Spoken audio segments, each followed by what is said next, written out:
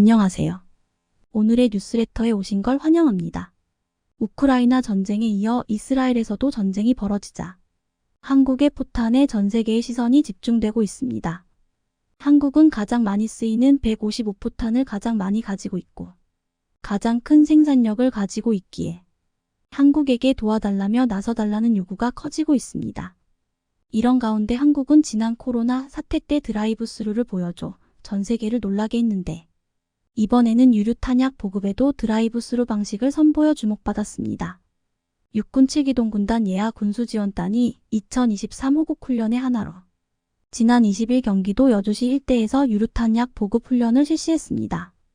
이번 훈련에서 군수지원단은 공격부대인 3기갑여단을 지원하기 위해 드라이브 스루 보급 방식을 육군에서 처음으로 적용했습니다. 드라이브 스루는 운전자가 차량에서 내리지 않고 곧바로 서비스를 제공받는 방식인데 군수지원단은 이에 차 간의 유류와 탄약 보급이 필요한 차량이 사전에 설치된 보급소를 통과해 필요한 물자들을 보급받는 방식을 만들었습니다. 이 같은 드라이브 스루를 적용한 결과 기존 전투근무 지원 부대가 직접 작전 부대를 찾아가 지원하는 보급 방식과 비교해 유류탄약 보급 시간이 획기적으로 줄었다고 했습니다. 팬데믹에서도 한국은 전 세계를 선도하는 국가였는데 최근 일어난 충돌과 전쟁에서도 한국은 제일 주목받는 국가가 되고 있습니다.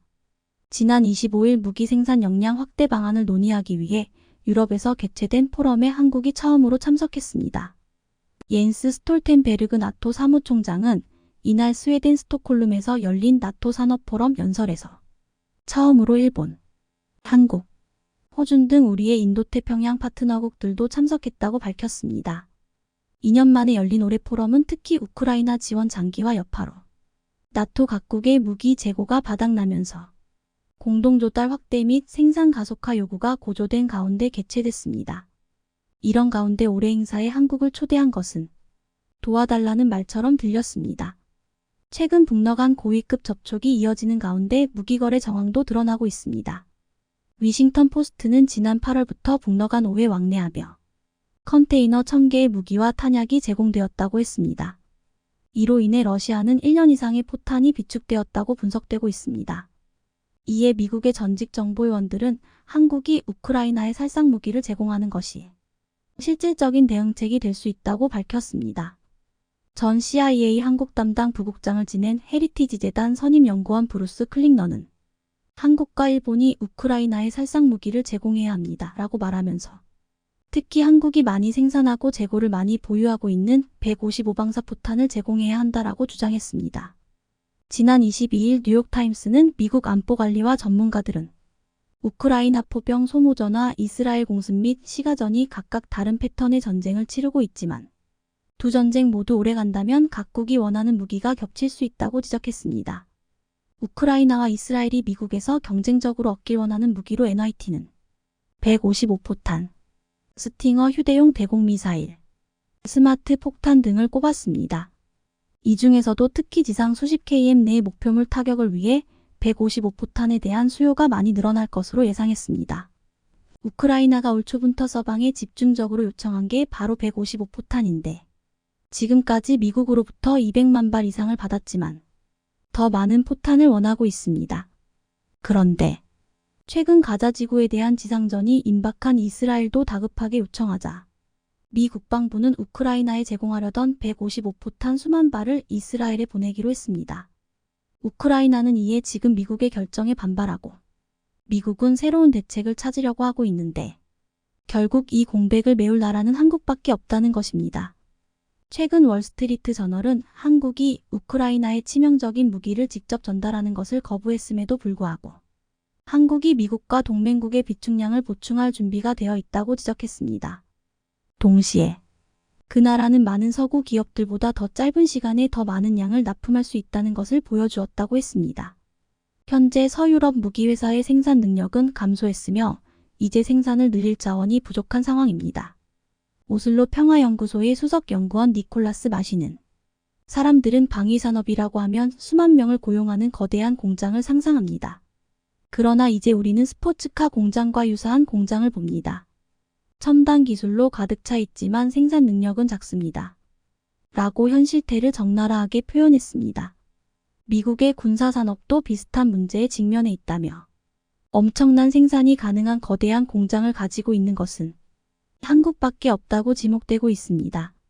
155포탑은 귀해지면서 최근 400까지 가격이 뛰었는데 한국은 공식적으로 알려져 있지 않지만 300만 발이 넘는 양을 비축하고 있는 것으로 알려져 있습니다. 유럽이 1년 동안 생산할 수 있는 탄약 생산량이 30만 발에 불과한데 한국의 보유량은 엄청난 수준입니다. 나토 회원국은 재래식 무기 생산 시설이 거의 없고 미국도 첨단 무기 생산 시설에 집중하면서 재래식 무기를 등한시에 155포탄 생산량이 한 달에 1만 발밖에 되지 못한다고 했습니다.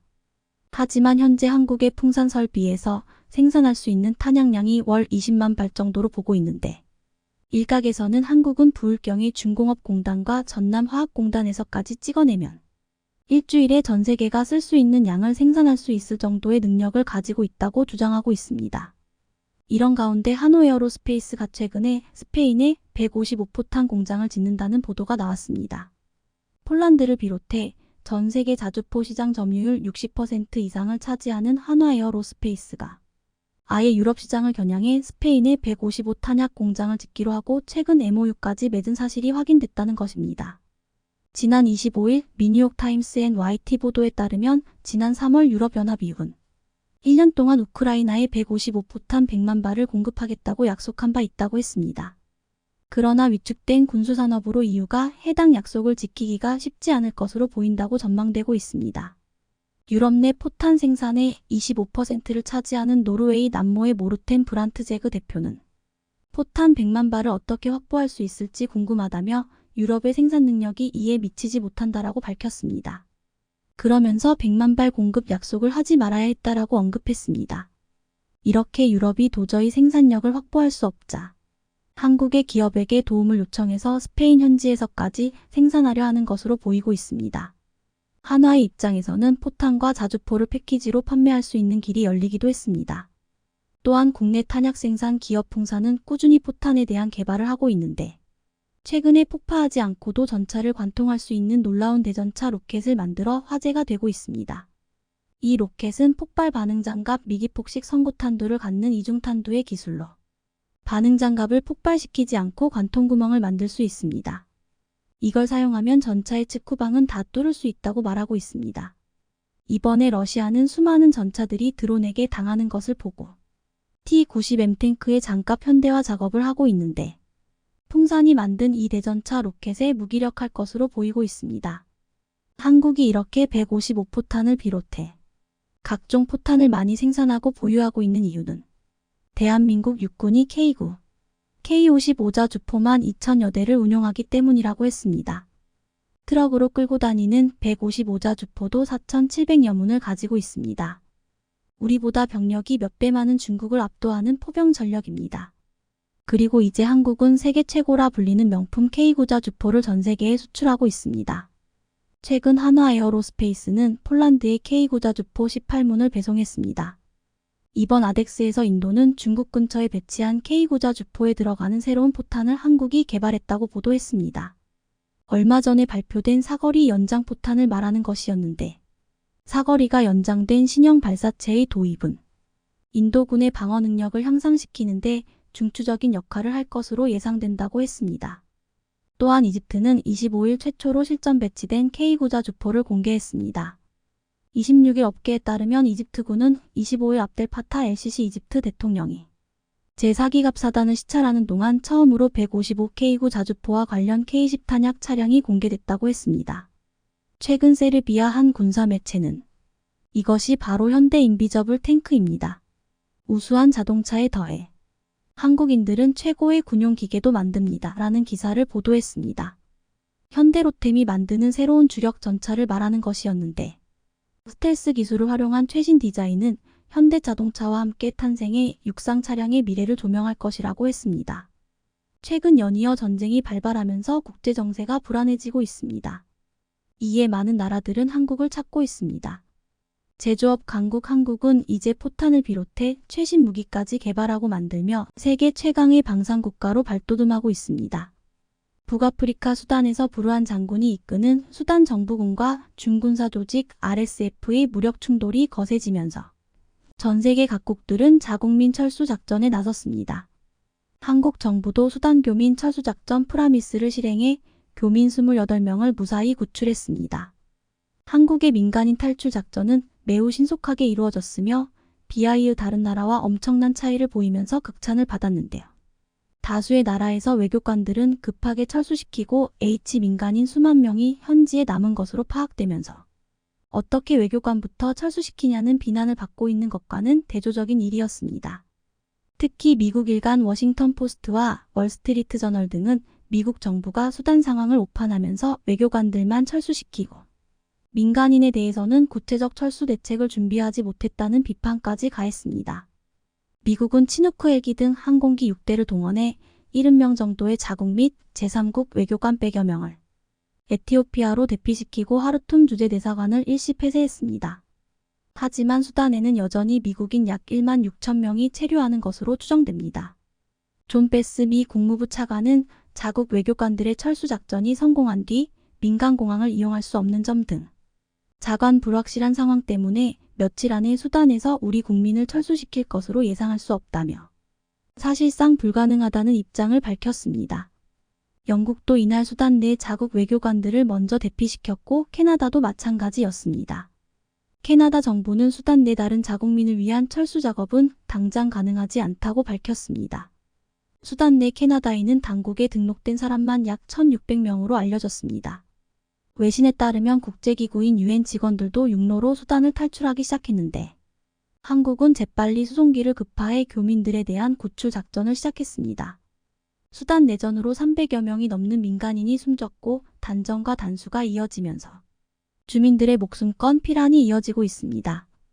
군부 교전이 집중된 수도 카르툼의 국제공항은 폐쇄됐고 대부분 병원에 포탄이 떨어지면서 거리 곳곳에 사상자들이 방치된 상황에서 일단 가장 중요한 것은 교민들이 우리 군 수송기에 탑승하기 위해 공항까지 이동하는 일이었습니다. 공항으로 가기 위해 먼저 주수단 한국대사를 포함한 한국 외교관과 교민들은 수도 하르툼의 주수단 한국대사관에 집결한 후 탈출을 시작했습니다. 교민들이 대사관에 전부 모일 수 있었던 이유는 한국대사와 외교관들의 위험을 무릅쓴 노력이 있었기 때문입니다. 교전이 이어지는 위험한 상황에서도 한국대사는 탈출 3일 전부터 교민을 일일이 찾아 차량에 태워 대사관으로 데려갔다고 전해집니다.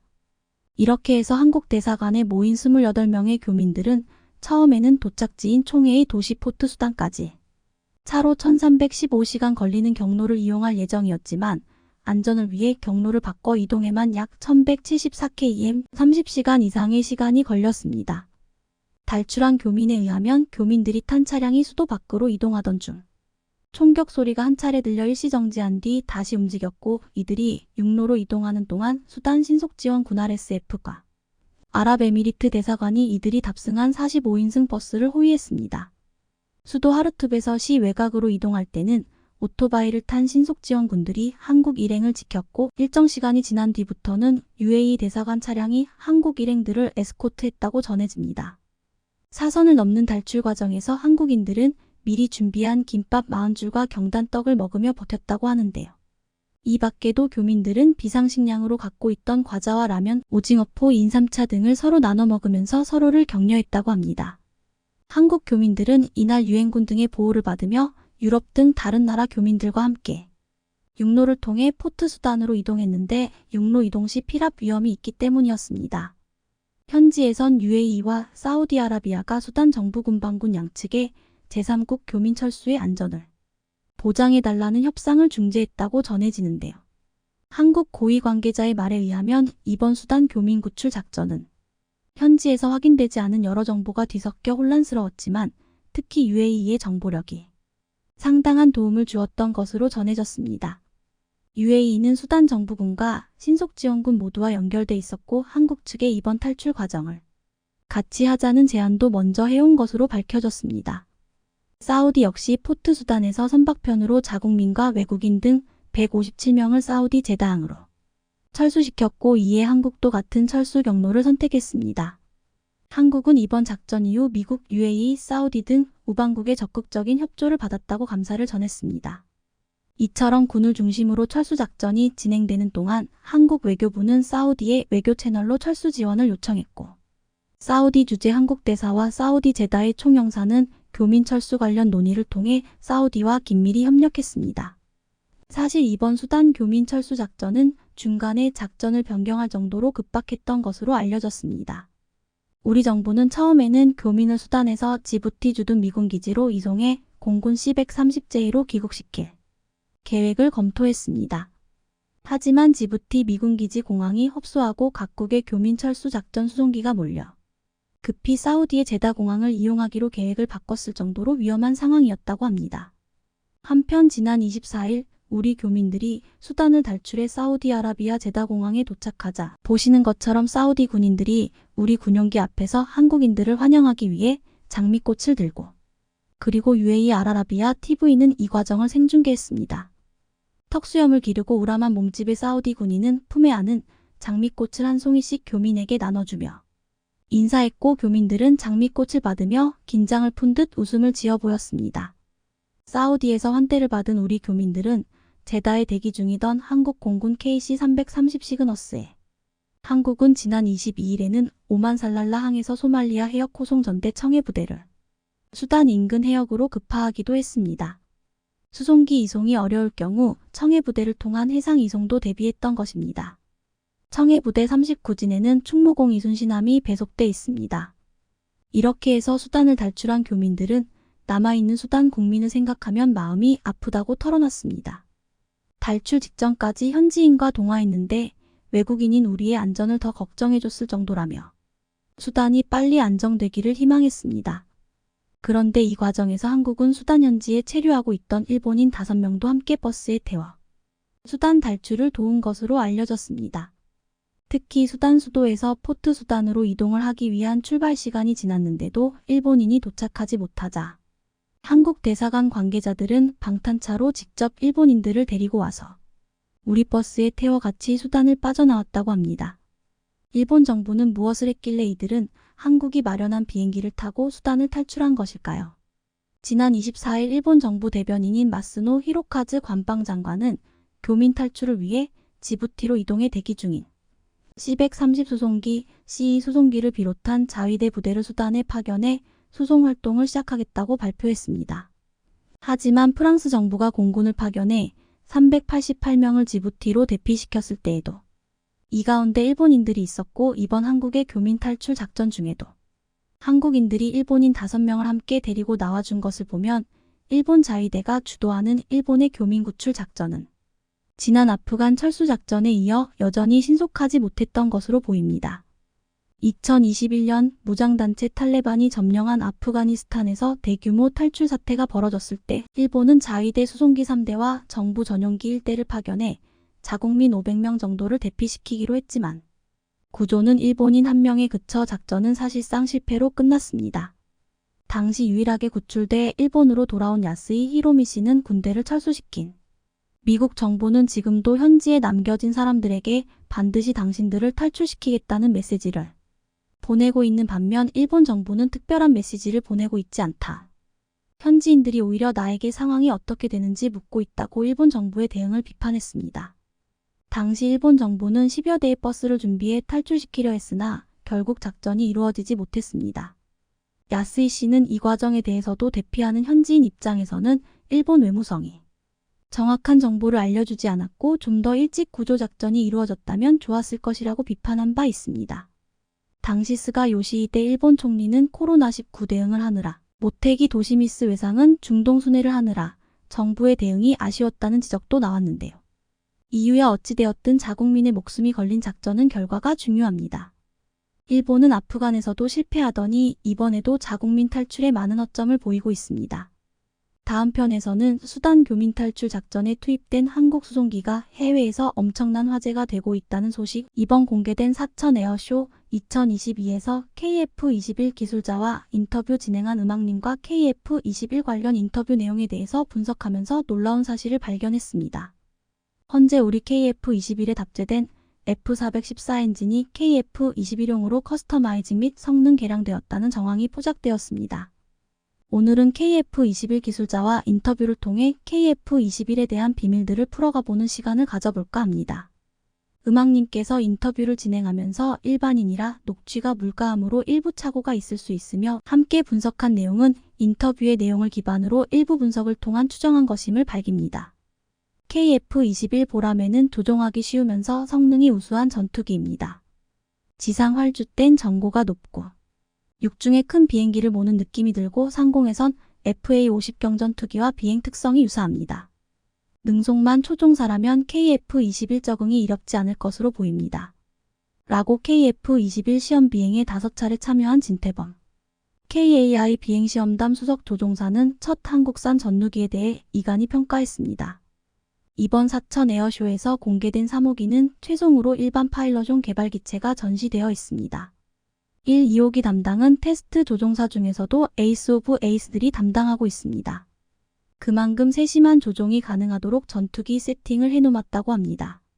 1, 2호기를 운영하면서 쌍인 데이터를 기반으로 3호기 이후 기체들의 전투기를 운영할 수 있도록 소프트웨어 최적화를 진행하게 됩니다.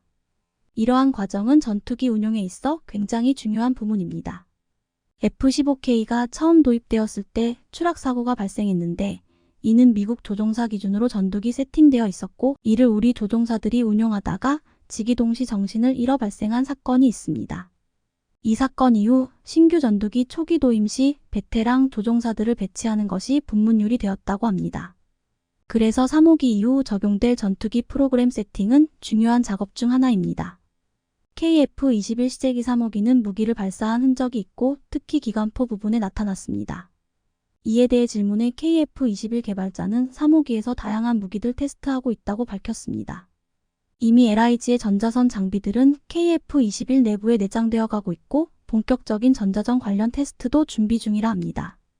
KF-21에 적용된 RAM 패널은 거의 극비로 분류되어 KAI에서도 모르는 내용이 많다고 합니다. 음악님께서 나노닷 분야를 박사과정 전공했기 때문에 KF-21 RAM 패널에 적용된 그래핀의 나노닷을 적용하는 것을 보고 놀랐다고 합니다. KF-21 RAM은 패널 형태로 붙이는데 전투기는 다양한 곡선이 적용되어 있기 때문에 RAM 패널 적용 시 다양한 모양으로 제작이 가능해야 합니다. 그런데 이와 같은 기술은 우리가 일상에서 많이 쓰는 물건에 적용되어 있습니다. 비록 모니터나 TV 화면에 들어가는 디스플레이 구조입니다. OLED가 나노닷 공정으로 만들어집니다. 세계 최고의 디스플레이 기술을 가진 우리나라가 관련 기술을 구현하는데 좋은 산업 구조였던 것입니다. 그래핀은 탄소의 동소체 중 하나이며 단소 원자들이 모여 2차원 평면을 이루고 있는 구조를 말해 원래 전파차폐 및 흡수제인데 거기에 나노닷을 적용하면서 디스플레이에 적용된 커브 넣을 수 있게 된 것입니다. 여기에 그래핀을 도포하면 그게 투명 전극 역할을 하게 되고 유리를 곡면 만들고 거기에 그래핀 페이스트를 바르고 나노닷 만들면 바로 OLED가 되는 것입니다. 이 기술을 적용하여 RAM 패널에 적용했을 것으로 보입니다. 이 나노닷 기술과 그래핀 기술을 응용해 최신 대형 여객기의 조종석에도 일부 적용하고 있다고 합니다. 향후 캐노피에 적용한다면 전투기의 각종 정보를 캐노피에서 바로 뿌려 전투기 운용할 수 있다면 더욱 효율적일 것입니다. 이와 관련된 연구는 LIG 쪽에서 전술 고글이나 아이언 비전 고글을 개발 중입니다. 총을 겨누면 십자선이 고글에 보이는 랜드워리어 시스템으로 미군도 이 기능을 구현을 시도하다가 포기했던 고난이도의 기술입니다. 이러한 고글을 레드백과 같은 장갑차에 연동시켜서 탑습 보병에게 외무 영상 정보를 공유해주면 전장의 미확인 지역 WARF 오직이 사라지게 됩니다. 병사, 전차, 드론 등등 데이터가 하나로 통합할 수 있어 우리 군이 추구하는 아미타이거 4.0 체계에 부합한 것입니다. KF-21에 사용되는 F414 엔진은 기존 슈퍼호넷에 사용되는 F414 엔진과 비교해서 노즐 부분에서 다른 점이 보입니다. KF-21은 매끄럽게 이어져 있고 슈퍼호넷은 덮고 있는 느낌으로 KF-21에 비해 짧아 보입니다. 이 부분이 호넷과 같다면 가릴 이유가 없을 것인데 이에 대해 KF-21 개발자의 질문하니 C 고수시더니 전용 설계라 다르다라고 밝혔습니다. 타일 모양은 방열 타일 같은데 그것과 노즐끼리 제외하고는 아무것도 보이지 않으니 이에 대해 궁금증이 커졌습니다. 슈퍼호넷 대비해 노 인테이크부터 노즐 길이가 길어 보이는데 엔진 제작 시 인테이크부터 블레이드 길이는 다르게 못 만듭니다. 인테이크 블레이드 길이를 길게 만들면 진공이 걸려서 출력 감소 혹은 기동 시 엔진 출력 저하가 발생하게 됩니다. 반대로 이 길이가 짧으면 스텔스 성능 감소되기도 하고 충분히 정돈되지 않은 기류가 돌입하면서 연비가 엉망이 되게 됩니다. F414 엔진을 개량한다면 결국 인테이크 블레이드는 그대로 만들고 노즐 쪽에 식는 개량이 가능합니다. F414 엔진 코어 설계 변경 없이 성능 개량 시 엔진 전체 길이 F100금은 4.9m이고 F414 400호내용이 3.9m, 노즐부가 길수록 효율이 좋아집니다. F135 엔진도 노즐을 긴게 설계해서 높은 추력 및 효율을 이끌어냈습니다. 그래서 KF21 엔진 뒷부분 사진과 KF21의 F414 엔진 장착 사진 그리고 비슷한 각도의 F18 슈퍼호넷에 장착된 엔진 사진을 비교해본 결과 KF21용 F414 엔진이 노즐부가 더 긴 것으로 추정됩니다. 엔진 노즐이 길어지면 그만큼 추력 증가와 열차폐에 유리해지며 그만큼 IR 적감에도 유리하게 됩니다. 또한 외부 노즐은 내부 가동부를 보호용인데 엔진의 열이 열화되어 보통 색이 바뀌게 됩니다. 도료가 열화하면서 새까만 게 바뀌든가 아니면 밝은 회색 톤으로 바뀌게 됩니다. 그러나 KF21 1호기의 엔진의 외부 노즐 부분을 보면 검은색을 유지하고 있습니다. 이 부분은 F18 슈퍼호넷과도 다른 색이며 신소재 혹은 새로운 코팅 기술이 반영된 것을 추정할 수 있습니다. KF21은 인테이크를 적용하여 APU나 배기열 적감용 기술을 적용하여 추가적으로 IR 저감 기술도 적용했습니다. KF21 개발자는 엔진 사이의 공간도 IR 스텔스 관련 설계가 적용되었다고 밝혔습니다. 최소한 KF21에 적용된 F414 엔진은 노즐 부분에 대한 성능 개선을 통해 IR 성능을 개선한 것으로 보이며 분석대로 노즐 부분이 길어졌다면 추력 증가까지 기대할 수 있습니다. F414 EPE 엔진이나 F414E 엔진이 엔진 코어 변경을 통해 10% 이상 성능 개선을 했지만 노즐 부분의 부분적인 성능 개량을 했기 때문에 23% 정도 제한적인 성능 개선도 기대할 수 있다는 것이 개인적인 의견입니다. 음악님께서는 더 높은 성능이 개선되었을 것이라는 의견을 주셨습니다. KF21은 알려진 것보다 더 많은 부문에서 5세대 전투기로 진화할 수 있는 기술들을 개발 적용하고 있습니다. KF21의 성공적인 개발을 응원합니다. 이번에는 바이든이 진짜 큰일 났습니다. 바로 한국 때문에 말이죠. 한국을 조롱하고 비웃고 한국을 뒤통수 친 것을 자랑인 양 미국 국민들 앞에서 반복해서 강조한 바이든, 최근에는 반도체 피라미드 최정상에 있는 영국의 ARM과 바이든이 팍팍 밀어주고 있는 인텔이 손을 잡고 1.8나노 반도체 파운드리를 협력해 삼성을 무너뜨리겠다는 충격적인 계획까지 발표했죠. 자, 그런데 영국의 ARM이 대반전 폭탄 발표를 했습니다.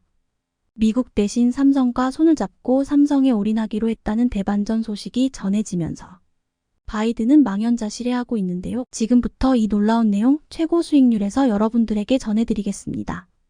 중국도 찍소리도 못하고 삼성도 울로 만든다는 반도체 업계의 슈퍼갑 ASML, 날로 격해지는 세계 반도체 패권 전쟁에서 ASML은 슈퍼갑으로 불립니다. 보통 상황에선 장비를 주문하고 돈을 쓰는 쪽이 갑, 주문을 딴에 만들어주는 쪽이 을이지만 ASML엔 이런 일반론이 통하지 않습니다. 세계 반도체 위탁 생산 파운드리 1.2위인 대만 TSMC와 삼성전자가 돈보따리를 들고 찾아가도 이 회사가 전 세계에서 독점 생산하는 극자외선 EUV 노광 장비를 원하는 대로 살 수 없습니다. 올해 3나노미터 NM일에 남는 10억 분의 1M 반도체 양산을 앞둔 TSMC와 삼성전자의 승부는 초미세 공정의 필수인 이 EUV 노광 시스템을 누가 더 빨리, 더 많이 가져갈 것인지에 따라 갈릴 것이란 관측도 나옵니다. 미국의 견제 속에 반도체 자립의 사활을 건 중국에도 ASML은 없어서는 안 될 존재입니다. 이 회사 기술과 장비를 손에 넣기 위해 국가 자존심도 접었습니다. ASML은 세계 반도체 노광러 사그러피 장비 시장을 장악하고 있습니다. 노광 장비는 실리콘 웨이퍼 둥근 원판에 빛을 쏴 회로를 새겨주는 기계입니다. 회로 선폭이 좁고 가늘수록 칩 크기가 작아져 웨이퍼 한 개에서 더 많은 반도체를 만들어낼 수 있습니다. 전력 소비량도 적어지고 성능은 높아집니다. 신용평가사 무디스 보고서에 따르면 ASML은 매출 기준 세계 노광 장비 시장 점유율 80% 이상을 지배합니다. 기술 수준에 따른 여러 종류의 노광 장비 중에서도 EUV 노광 시스템은 ASML 점유율이 100%입니다. 전 세계에서 ASML만 유일하게 EUV 노광 장비를 만들 수 있다는 얘기입니다. EUV 노광 시스템은 7nm 이하 초미세 회로를 새기는 공정의 필수적인 기술입니다. 이 장비가 없으면 대만 TSMC도 삼성전자도 초미세 공정 반도체를 대량 생산할 수 없습니다. 막대한 비용을 들여 초미세 공정 기술을 개발해도 이를 구현해 낼 EUV 장비가 없으면 무용지물입니다. ASML이 한 해 생산 가능한 EUV 장비는 3040대 수준에 불과합니다. ASML은 9일 발표한 2021년간 실적 보고서에서 2020년 31대, 2021년 42대 EUV 장비를 고객사에 전달했다고 밝혔습니다. 3nm 양산 경쟁에 돌입한 TSMC와 삼성전자가 물량 대부분을 가져간 것으로 추정됩니다. EUV 장비 대당 가격은 1억 4천만 달러 약 1,700억 원 수준인데 아무리 높은 값을 불러도 손에 넣기 어려운 실정입니다. 자, 그런데 이렇게 반도체 업계에서 슈퍼갑으로 통하는 네덜란드의 ASML보다 더 높은 위치에 있는 반도체 업계 피라미드 최상단에 있는 기업이 있습니다. 네, 바로 영국의 ARM, 휴대폰, 태블릿 등을 만들기 위해서 가장 먼저 필요한 것이 바로 설계 도면입니다. 아무리 애플이 아이폰을 잘 만든다고 해도 고성능 반도체가 없으면 만들 수가 없는데 이 고성능 반도체는 네덜란드 ASML의 EUV 장비 없이는 불가능하죠. 자, 그런데 이 반도체 자체를 만드는데 설계를 가장 먼저 해야 합니다. 설계 도면이 없으면 아예 시작조차 불가능한데요. 이 모바일 AP 설계 도면 시장은 전 세계 90% 이상을 바로 영국의 ARM이 독점하고 있습니다. 손정혜 소프트뱅크 회장이 40조 원에 샀을 당시 너무 고평가된 것 아니냐는 우려가 많았지만 현재는 50조, 60조 원을 주고도 못 삽니다. 한 국가나 기업이 ARM을 사서 반도체 시장 전체를 왜곡할까봐 모든 국가들과 기업들이 반대하기 때문이죠.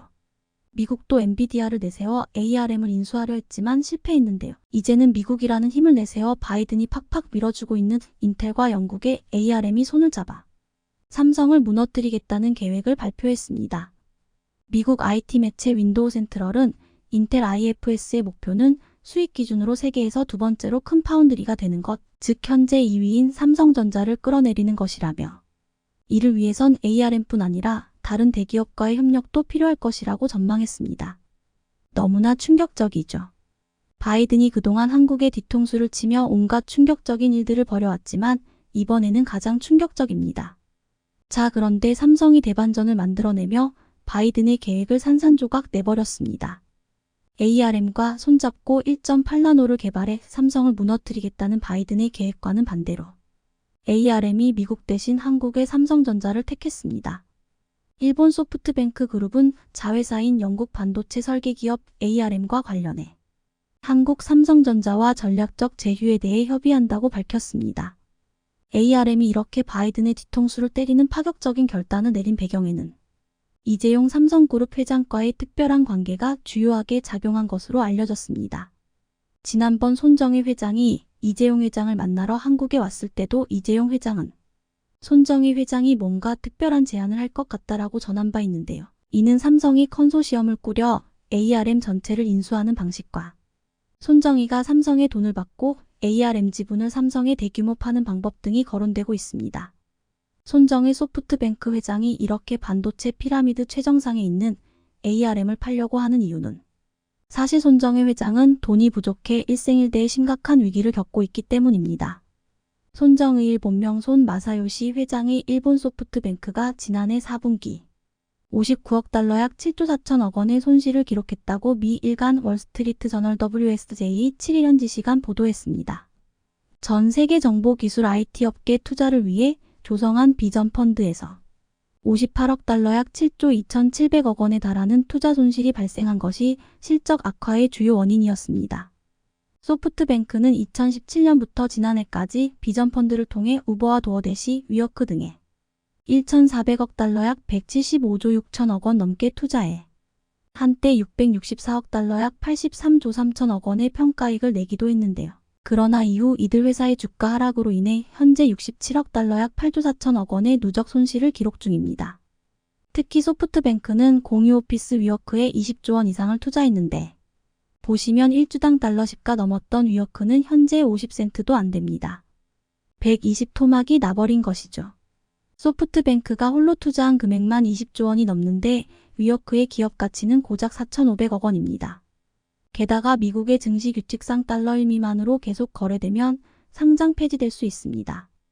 현재 소프트뱅크는 47센트로 이대로 좀만 있다가는 상장 폐지가 확정될 수 있습니다. 한마디로 망해버렸죠. 얼마나 심각했으면 위어크가 건물 임대료까지 내지 못해 최근 소송을 당한 사실이 확인되기도 했습니다. 상황이 이렇다 보니 현금 130조 원을 보유한 삼성의 손정혜 소프트뱅크 그룹 회장이 도움을 요청했고, 손정혜 회장을 구해줄 수 있는 엄청난 규모의 현금을 보유한 곳도 삼성전자뿐입니다. ARM 지분까지 팔아서라도 손정혜 회장은 현금이 절실히 필요한 상황인 것입니다. ARM이 미국의 뒤통수를 때리고 삼성과 손을 잡은 이유가 또 있습니다. 수십 년 동안 반도체 설계에만 올인했던 ARM이 이제는 독자 반도체를 제조하겠다고 발표했는데요. 반도체 설계부터 제조 후공정까지 모두 가능한 유일한 업체 삼성전자와 손을 잡아야만 가능합니다. 주요 외신들도 이재용 삼성전자 회장 및 손정혜 소프트뱅크 회장의 오랜 친분과 삼성전자의 시스템 반도체 설계 제조 역량을 고려한다면 ARM이 사업 진출 과정에서 삼성전자와 손을 잡을 수 있다는 전망이 나온다라며 ARM이 미국을 버리고 한국과 손을 잡았다고 대대적으로 보도했습니다. ARM은 모바일 기기와 노트북 등 전자기기에 탑재할 수 있는 저전력 시스템 반도체를 선보이겠다는 목표를 세우고 이와 관련한 기술 개발을 활발하게 진행하고 있습니다. 퀄컴의 모바일 프로세서 스냅드래곤 개발을 총괄했던 고위 임원이 2월부터 ARM에 합류해 해당 프로젝트를 이끌고 있는 것으로 파악됩니다. ARM이 핵심 고객사인 퀄컴의 주력 사업으로 자리 잡은 모바일 시스템 반도체 분야에 뛰어들면서 협력사에서 경쟁 상대로 입지를 바꿔내고 있는 셈입니다. 애플과 삼성전자, 퀄컴과 미디어텍 등 주요 반도체 설계 기업에 모두 핵심 기술을 제공하는 사업 모델을 갖춘 ARM이 자체 반도체 출시를 검토하는 이유는 크게 두 가지로 분석됩니다. 우선 퀄컴과 ARM은 현재 다소 불안한 협력 관계를 유지하고 있습니다. 퀄컴이 ARM의 기술을 활용하지 않는 새 아키텍처 반도체 설계 기반의 모바일 프로세서 출시를 목표로 두고 있기 때문입니다. ARM은 퀄컴이 활용하려는 새 반도체 아키텍처가 자사의 기술 특허를 침해했다고 주장하며 소송을 제기했습니다. 이는 퀄컴과 라이선스 계약을 계속 유지하려는 목적을 앞세우고 있습니다. 한편으로 ARM은 퀄컴 등 고객사에서 거두는 기술 라이선스 비용을 대폭 높이기 위해 협상을 진행하고 있는데요. 모바일 프로세서 아키텍처 분야에서 95%에 이르는 압도적인 시장 점유율을 고려하면 퀄컴을 비롯한 주요 고객사가 ARM의 기술에 절대적으로 의존할 수밖에 없다는 점을 고려한 것입니다. 하반기 나스닥 시장 상장을 목표로 둔 ARM이 기업 가치를 유리하게 인정받으려면 미래 성장 잠재력을 키워야 한다는 점도 자체 반도체 출시의 중요한 배경으로 꼽히고 있습니다. ARM이 단순히 고객사에서 라이선스 비용을 거두는 것을 넘어 자체 반도체로 수익 기반을 다변화할 수 있다는 점을 보여주면 상장을 추진하는 과정에서 더 많은 투자자의 주목을 받을 수 있는데요. ARM이 이 모든 것을 가능하게 만들기 위해서는 삼성전자나 TSMC와의 협력이 필수인데 TSMC는 미국의 눈치를 보느라 미국의 뒤통수를 때린 ARM과 손을 잡는 것이 불가능하고 오직 삼성만이 ARM을 도와줄 수 있죠. 게다가 ARM이 위치한 영국은 아시아 국가 최초로 한국과 FTA를 맺는 등 한국과 영국 기업 간 사업도 다른 나라들에 비해 훨씬 더 유리합니다. 세금을 압도적으로 줄일 수 있을 뿐만 아니라 규제들로부터도 훨씬 자유롭죠. 오늘도 감사합니다. 최고로 멋진 하루 보내시길 바랄게요. 시청해주셔서 감사합니다.